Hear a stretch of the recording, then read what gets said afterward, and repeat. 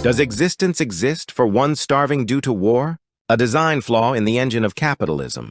Philosophy is sometimes excessively smooth. This is because it ignores the coefficient of friction.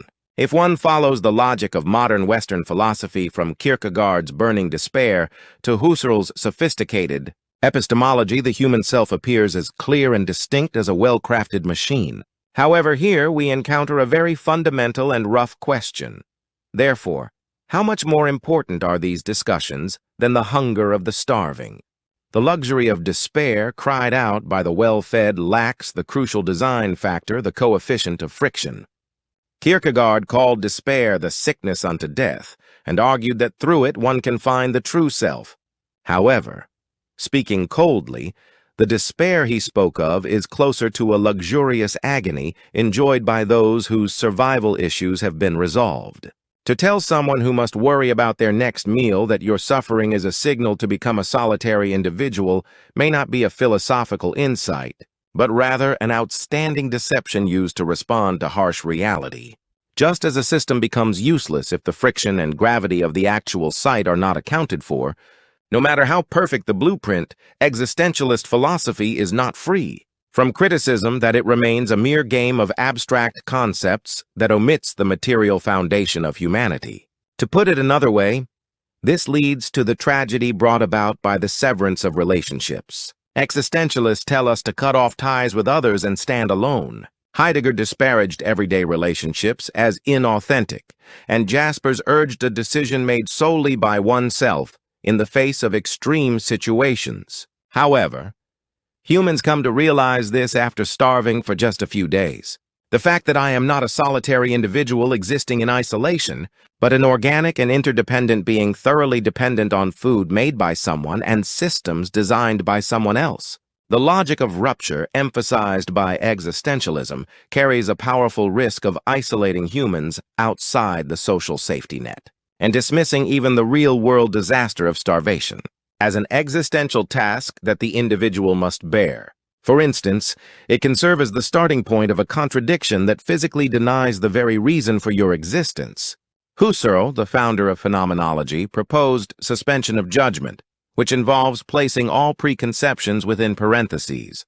However, can hunger and destitution be encompassed and placed within those parentheses? The attempt to eliminate the suffering of reality in order to find the purity of perception may be an engineeringly sophisticated algorithm, but it is an operation impossible for a living being. To explore the essence of consciousness while ignoring the screams of the body is no different from the design error of calculating output.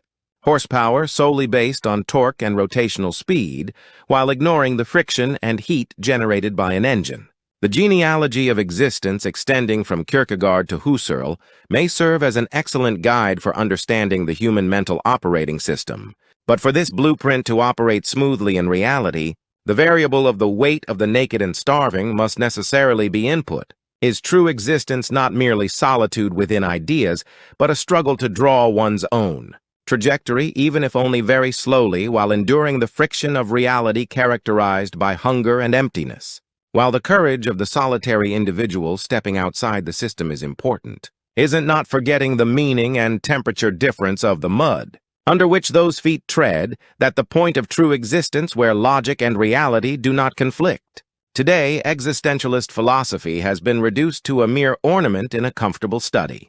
Kierkegaard's The Sickness Unto Death and Husserl's The Essence of Knowledge have become mere psychological prescriptions to soothe the mild anxieties of modern man. However, there is a chilling truth we must not forget: the undeniable historical fact that existentialism is a philosophy, originally born amidst the screams of the battlefield.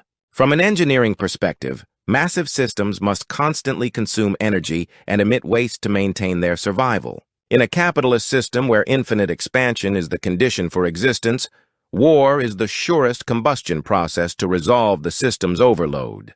The Middle East, in particular, has been forced to serve as a permanent combustion chamber for this massive machinery to run. The logic of capital maintains the battlefields of the Middle East to secure energy and deplete arms stockpiles. Within this system, human existence is treated as a worthless expendable, as devalued as the wear and tear of parts. In other words, The fuel for the engine of the capitalist system is war, and the tragedy begins here. Existentialism, which began with the realization in the extreme circumstances of war that the system does not protect me, has before long become tamed by the comfort provided by capitalism. Existentialists reduced the sounds of bombing from the Middle East to the abstract term inner anxiety, and instead of analyzing the structural contradiction that capitalism necessitates war, they indulged in the game of finding their self within the boundaries permitted by the system. It is as if the designers who should be criticizing the structural design of the capitalist system that feeds on war are merely discussing the interface design of the control panel while the engine is burning. Is this not a dereliction of duty by philosophers and a blind existence of closing one's eyes because one cannot bear to look at the state of the system? Do you think the abundance I enjoy is separate from the tragedy of war?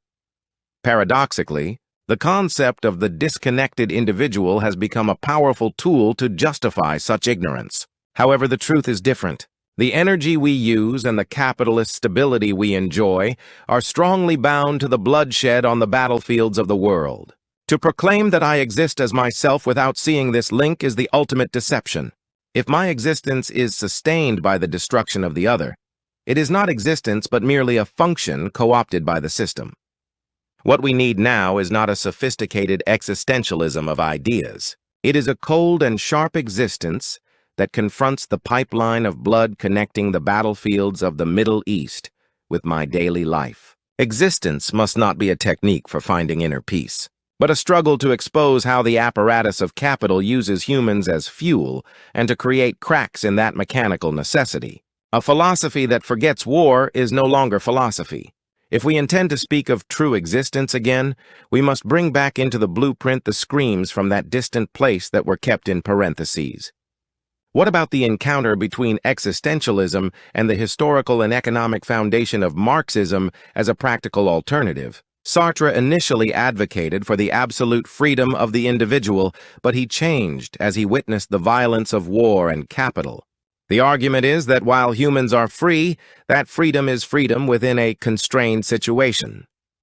It asserts that before asking, "Who am I?" one must first analyze, what is this capitalist structure that starves me and drives me to the battlefield? This appears to be an active attempt to bring individual existence into the social structure system. What about the critical existence of the Frankfurt School or the ethical existence of Levinas? If existentialism was trapped in the prison of the self and forgot the war, Levinas placed the face of the other at the center of philosophy. What precedes the question, "Do I think?" is facing the face of the suffering other. The moment one sees the face of the other starving to death miserably due to war, one's existence is defined by infinite responsibility toward them thus. It connects the blind spot that there is no relationship of dependent origination through the link of responsibility. It is an acknowledgement that human existence is part of the Earth's vast ecosystem system. We must put the brakes on the infinite power of capital and make being and coexistence, rather than ownership, the values of existence. Upon organizing my thoughts, viewed through the weight of existentialism and from the perspective of an engineer who lives and dies by logical consistency, I found that this has turned into a truly disgusting piece of rambling.